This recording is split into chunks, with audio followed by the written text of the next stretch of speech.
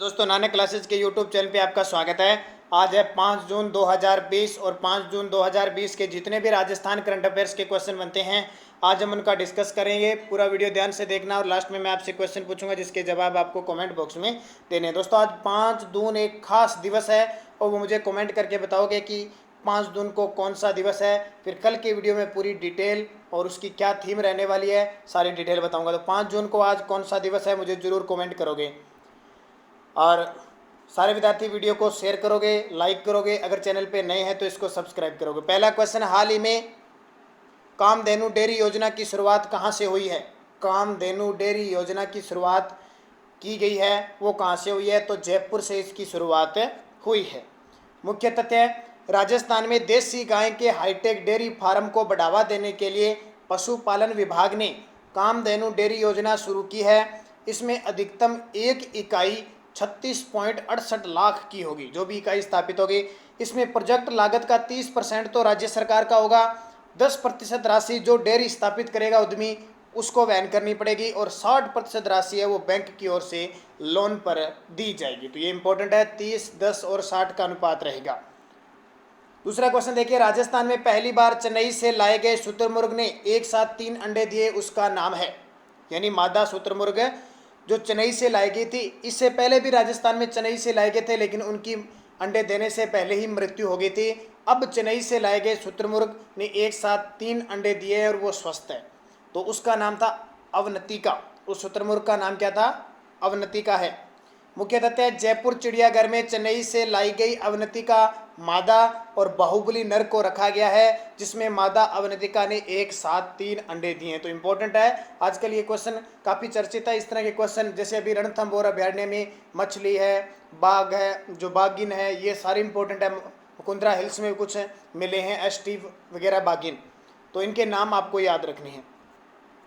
तीसरा question, Rajasthan budget 2020-21 में चिकित्सा व स्वास्थ्य के लिए कुल कितनी राशि आवंटित की गई है? कल के वीडियो में मैंने एक क्वेश्चन बताया था कि वित्त मंत्री यानी मुख्यमंत्री अशोक गहलोत ने बजट पेश किया, उस 7 संकल्पों के साथ बजट पेश किया था, ये मैंने आपको बता दिया। अब आज आपको एक वीडियो में मिल रहा है पहला संकल्प, और पहला संकल्प चिकित्सा व स्वास्थ्य से संबंधित। सातों के सातों 7 वीडियो में हम चर्चा करेंगे। तो उसके लिए आवंटित किया गया 14,533.37 करोड़ रुपए की राशि आवंटित की है। किसमें? चिकित्सा व स्वास्थ्य के लिए। मुख्य तथ्य, तो राजस्थान बजट में ये घोषणा की गई है 14,533.37 करोड़। इसमें जो निरोगी राजस्थान अभियान चलाया गया राजस्थान में 18 दिसंबर 2019 को, उसका एक कोष का गठन किया जाएगा और 100 करोड़ का उसमें प्रावधान होगा। मिलावटखोरों पर अंकुश लगाने के लिए एक अथॉरिटी का गठन होगा और इन पर कार्रवाई करने के लिए एक फास्ट ट्रैक कोर्ट भी स्थापित, तुरंत प्रभाव से इन पर कार्रवाई होगी। अजमेर और जोधपुर में राजकीय होम्योपैथिक महाविद्यालय स्थापित किया जाना प्रस्तावित किया। राज्य में कैंसर की प्रभावी मॉनिटरिंग के लिए कैंसर रजिस्ट्री सिस्टम प्रारंभ किया जाएगा और राज्य में 15 नए मेडिकल कॉलेजों का अगले 4 वर्षों में निर्माण पूरा होगा। तो ये क्वेश्चन संकल्प नंबर फर्स्ट, इंपॉर्टेंट बातें मैंने बताई। और संकल्प फर्स्ट में क्या था? चिकित्सा व स्वास्थ्य। तो हर रोज हम 7 संकल्पों की इंपॉर्टेंट बातें करेंगे। चौथा क्वेश्चन, केंद्र सरकार के बजट में पानी की समस्या से ग्रस्त देश के 100 जिलों वाली योजनाओं में राजस्थान के कितने जिले शामिल हैं? केंद्र सरकार के 100 जिलों वाली योजना में राजस्थान के कितने जिले शामिल है? तो 5 जिले शामिल है। कितने? 5। मुख्य तथ्य, तो देखिए 100 जिले हैं और इनके लिए 3.06 लाख करोड़ मंजूर किया है। केंद्र सरकार के बजट की बात कर रहा हूँ। राजस्थान के 5 जिले 12, जैसलमेर, धौलपुर, करौली और सिरोही। राजस्थान के 12, ये देखिए पूर्व दक्षिण पूर्व में आ गया, ये जैसलमेर सीधा पश्चिम में आ गया, फिर पूर्व में धौलपुर आ गया, करौली, और ये दक्षिण का सिरोही आ गया। अब आपको काम क्या करना है? इन 5 जिलों के वन्य जीव शुभंकर मुझे बताने हैं और ये वन्य जीव शुभंकर आप भूलोगे नहीं कभी भी। लगातार आपको मैं ये क्वेश्चन याद कराऊँ, जिस दिन याद हो जाएंगे उसके बाद अपने टॉपिक चेंज कर देंगे। 12, जैसलमेर, धौलपुर, करौली और सिरोही, 5 जिलों के वन्य जीव शुभंकर आपको बताने हैं। 5वां क्वेश्चन देखिए, एकीकृत जल संसाधन प्रबंधन श्रेणी में राजस्थान की किस नहर को CBIP अवार्ड 2020 प्रदान किया गया? तो वह है इंदिरा गांधी नहर। कौन से? इंदिरा गांधी नहर। मुख्य तथ्य, राजस्थान की इंदिरा गांधी नहर परियोजना को एकीकृत जल संसाधन प्रबंधन श्रेणी में CBIP अवार्ड 2020 से पुरस्कृत किया गया। अब आपको पता होना चाहिए इंदिरा गांधी नहर को दिया है अब ये करंट का क्वेश्चन है, लेकिन अब आगे जो भी एग्जाम होगा, चाहे वो राजस्थान पुलिस है, चाहे आरएएस है, चाहे फर्स्ट ग्रेड कोई भी हो, जहां राजस्थान ज्योग्राफी की बात होगी आपको इंदिरा गांधी नहर से क्वेश्चन पूछेंगे। क्यों? क्योंकि हाल ही में चर्चित है, तो चर्चित का क्वेश्चन पक्का पूछा जाता है। हिस्ट्री का होगा तो हिस्ट्री में पूछा जाएगा, ज्योग्राफी का होगा तो ज्योग्राफी में। इंदिरा गांधी नहर मंत्री कौन है? अब ये क्वेश्चन पूछा जा सकता है। तो वर्तमान में उदयलाल अंजना इंदिरा गांधी नहर मंत्री है। इसके साथ साथ उदयलाल अंजना सहकारिता मंत्री भी है राजस्थान के। सीबीआईपी बार बार 2 बार नाम आ गया, तो central board of irrigation and power, central board of irrigation and power, जिसकी स्थापना कब हुई? 1927 में। अब थोड़ी सी बात कर लेते हैं इंदिरा गांधी नहर की। उद्गम हुआ पंजाब के फिरोजपुर के समीप व्यास व सतलज नदी से पर बने हरिके बैराज से। देखिए इंदिरा गांधी नहर के बारे में आप बाकी सब जानते हो, लेकिन कई बार कंफ्यूजिंग यहाँ हो जाती है सबसे ज़्यादा। लंबाई 649 किलोमीटर है। आपको पता है कि राजस्थान में मसीता वाली हेड है और गडरा रोड लास्ट इसका उपशाखा है, अंतिम बिंदु है। 7 लिफ्ट नहरें हैं, एक निर्माणाधीन है और एक प्रस्तावित है, 9 टोटल है, ये भी पता है आपको। तो सारी बातें इंदिरा गांधी नहर के बारे में जानते हो, तो ये इंपॉर्टेंट बनेगा पूरा। आज आपको इंदिरा गांधी नहर के बारे में पढ़ना है। राजस्थान की महिला क्रिकेटर प्रिया पुनिया ने भारत की तरफ से पहला T20 किस देश के खिलाफ खेला? ये बहुत चर्चित है, प्रिया पुनिया। तो भारत की तरफ से पहला T20 खेला न्यूजीलैंड के खिलाफ। किसके खिलाफ है? न्यूजीलैंड के खिलाफ। मुख्य तथ्य प्रिया पुनिया के बारे में देखें, जन्म इनका हुआ था 1996 जयपुर में हुआ था, लेकिन मूल निवासी कहाँ की है? ये चूरू की है। तो आपको क्वेश्चन क्या करना है? प्रिया पुनिया का संबंध किस जिले से है? चूरू से है। T20 में पहली बार भारत की तरफ से 6 फरवरी 2019 को न्यूजीलैंड देश के खिलाफ इन्होंने T20 मैच खेला था। उसके बाद अक्टूबर 2019 में भारतीय टीम की तरफ से दक्षिण अफ्रीका के खिलाफ वनडे खेला था। दोनों ध्यान रखना है, T20 तो न्यूजीलैंड के खिलाफ कब? फरवरी 2019 में, और वनडे पहला खेला दक्षिण अफ्रीका के खिलाफ कब? अक्टूबर 2019 में। तो इस तरह प्रिया पुनिया का संबंध पहले तो क्वेश्चन आएगा किस खेल से है? क्रिकेट से। 7वां, राजस्थान के पांचवीं राज्य वित्त आयोग की सिफारिशों के अनुसार स्थानीय निकायों को आवंटित संसाधनों का वितरण अनुपात है। ये क्वेश्चन थोड़ा ओल्ड है, 2018 का जो LDC का एग्जाम हुआ था उसमें एक क्वेश्चन आया था। वर्तमान में हमारे राजस्थान में 5वां राज्य वित्त आयोग चल रहा है, ये आपको पता है। तो उसमें सिफारिशों में क्या अनुपात है? तो ध्यान रखना, ये क्वेश्चन बहुत इंपॉर्टेंट है। 75.10% तो ग्रामीण निकायों में और 24.90 शहरी निकायों को अनुपात दिया गया है। ध्यान रखना, जो बजट आवंटित होता है ना, उसमें 75.10 ग्रामीण निकायों को और 24.90 शहरी निकायों को। तो यहाँ देख सकते हो आप। अब बात कर लेते हैं राजस्थान वित्त आयोग की। 73वें संविधान संशोधन अधिनियम 1992 के तहत अनुच्छेद 243 के जय, ये ध्यान रखना, अनुच्छेद 243 जय के तहत राज्य में राज्यपाल की सिफारिशों पर पंचायतों के वित्तीय स्थिति का निरीक्षण करवाना, उनकी उन्नति के लिए प्रत्येक 5 वर्ष के पश्चात या आवश्यकता होने पर इससे पूर्व भी एक वित्त आयोग का गठन किया जाता है। अब देखिए बहुत इंपॉर्टेंट क्वेश्चन है, यहाँ से एग्जाम में पूछा जाता है। राजस्थान के प्रथम अध्यक्ष, वित्त आयोग के प्रथम अध्यक्ष, क्योंकि 1995 से स्टार्ट हुआ, कृष्ण कुमार गोयल थे। कौन थे? कृष्ण कुमार गोयल, जो 2000 तक रहे। दूसरे अध्यक्ष हीरालाल देवपुरा, जो 2000 से 2005 तक रहे। तीसरे अध्यक्ष बने मानिक चंद सुराणा, 2005 से 2010 तक।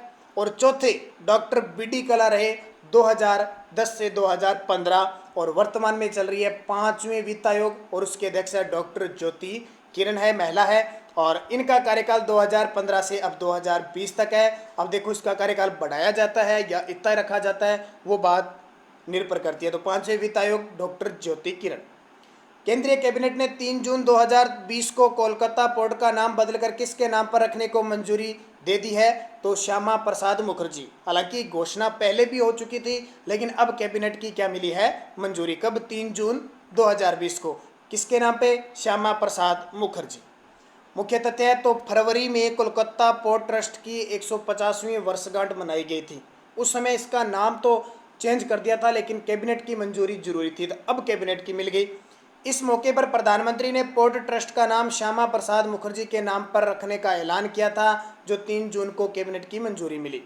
अब देखिए, श्यामा प्रसाद मुखर्जी जवाहरलाल नेहरू की सरकार में मंत्री थे, और पहले ऐसे मंत्री थे जिन्होंने इस्तीफा दिया था, और इस्तीफा देने के बाद इन्होंने क्या किया था? 1950 में एक जनसंघ की स्थापना की थी, जो आज भाजपा पार्टी के रूप में कार्यरत है। इनका जन्म भी कोलकाता में 1901 में हुआ था। कोलकाता पोर्ट ट्रस्ट देश का सबसे पुराना पोर्ट ट्रस्ट है। जिसकी स्थापना 1870 में हुई थी। तो ये याद रखना, जब भी पहले कांडला बंदरगाह का नाम जैसे नाम रखा था पंडित दीनदयाल उपाध्याय, ठीक है, और जो उड़ीसा के अंदर द्वीप है उसका नाम APJ अब्दुल कलाम रखा था। तो ये क्वेश्चन जब जब इनके नाम बदले जाते हैं क्वेश्चन एग्जाम में आता है। 9 नंबर देखिए, आक्रामकता का शिकार हुए मासूम बच्चों का अंतर्राष्ट्रीय दिवस कब मनाया जाता है? आक्रामकता का शिकार हुए मासूम बच्चों का, तो इनका जो मनाया जाता है 4 जून को मनाया जाता है। कब? 4 जून। तो यहाँ देख सकते हो, आक्रामकता का शिकार हुए मासूम बच्चों का अंतर्राष्ट्रीय दिवस 4 जून, और 1982 से यह दिवस घोषित किया गया था। इस दिवस को मनाने का मुख्य उद्देश्य है लोगों को बच्चों के अधिकारों के संरक्षण के बारे में जागरूक करना और उनकी पीड़ा को उजागर करना। अब देखिए, ये क्वेश्चन कल मैंने आपको गलत बता दिया था, थोड़ा सा मिस्टेक हो गई थी। विश्व दूध दिवस यानी वर्ल्ड मिल्क डे कब बनाया जाता है? तो मिस्टेक से मैंने आपको 2 जून बता दिया था, इसलिए मैं दोबारा इस क्वेश्चन को लेके आया हूँ। 1 जून को विश्व दूध दिवस मनाया जाता है। अब आपके लिए क्वेश्चन, राष्ट्रीय दुग्ध दिवस कब मनाया जाता है, यानी हमारे देश में दुग्ध दिवस कब मनाया जाता है? ये तो क्या वर्ल्ड का राष्ट्रीय दुग्ध दिवस, ये मैंने आपको बता भी दिया। अब आप मुझे जरूर कमेंट करके बताओगे। तो 1 जून को है, ध्यान रखना, इसलिए मैं स्पेशल आपके लिए क्वेश्चन लेके आया हूँ। अब देखिए, पिछले वीडियो के क्वेश्चन क्या थे? राजस्थान की प्रथम बकरी डेयरी की स्थापना किस जिले में हुई? तो उदयपुर के अंदर हुई, यह भी आपको पता है। और एक क्वेश्चन था, भारत के राष्ट्रपति अपना त्यागपत्र किसको संबोधित देते हैं? तो उपराष्ट्रपति को त्यागपत्र देते हैं। राष्ट्रपति का चुनाव होता है एकल संक्रमणीय आनुपातिक मत प्रणाली द्वारा। राष्ट्रपति को शपथ दिलाता है सुप्रीम कोर्ट का मुख्य न्यायाधीश। राष्ट्रपति त्यागपत्र देता है उपराष्ट्रपति को। राष्ट्रपति को हटाने के लिए क्या लगता है? महाभियोग लगता है। ये क्वेश्चन आपके लिए। अब वीडियो के लास्ट में फिर क्वेश्चन है, राजस्थान के प्रसिद्ध खिलाड़ी कर्नल रवि राठौड़ को 2018 में किस खेल के लिए अर्जुन पुरस्कार प्राप्त हुआ? बहुत ही इंपॉर्टेंट है, ध्यान रखना। आपको 2018 का बताना है, वो किस खेल से हैं? कबड्डी, बैडमिंटन, पोलो और निशानेबाजी। इसके साथ आपको मिलता जुलता एक क्वेश्चन बताना है कि 2019 में राजस्थान की तरफ से किस खिलाड़ी को अर्जुन पुरस्कार दिया गया था। तो दोनों क्वेश्चन आप बढ़िया तरीके से कमेंट में लिखोगे। जो बढ़िया कमेंट में लिखेगा उनको टेलीग्राम पे मैं वो क्वेश्चन भी आपको पता है प्रोवाइड कराऊंगा, जो मैंने आपको हर रोज़ आप देखते हो। जो बढ़िया कमेंट देगा, अच्छे विवरण देगा, उनके मैं पिक आपको स्क्रीनशॉट लेके और टेलीग्राम पे उपलब्ध कराऊंगा। टेलीग्राम पे नानक क्लासेज स्टडी अड्डा ग्रुप बना हुआ है, किसी विद्यार्थी का ज्वाइन नहीं है तो वो ज्वाइन कर लेना। एक क्वेश्चन, पोट्री कला का स्वर्ण काल किस शासक के शासनकाल को कहा जाता है? पोट्री कला का स्वर्ण काल, मानसिंह, मिर्जा मानसिंह, स्वाई मानसिंह, स्वाई राम सिंह द्वितीय, मिर्जा राजा जयसिंह। तो सही जवाब आपको कमेंट बॉक्स में देना है। अलग अलग पोट्री है, ध्यान रखना। अकेली पोट्री में तो स्वर्ण काल पूछना है। फिर आपको क्वेश्चन अगर आपको पता हो तो बताना है, ब्लैक पोट्री, कागजी पोट्री और ब्लू पोट्री, सुनहरी पोट्री।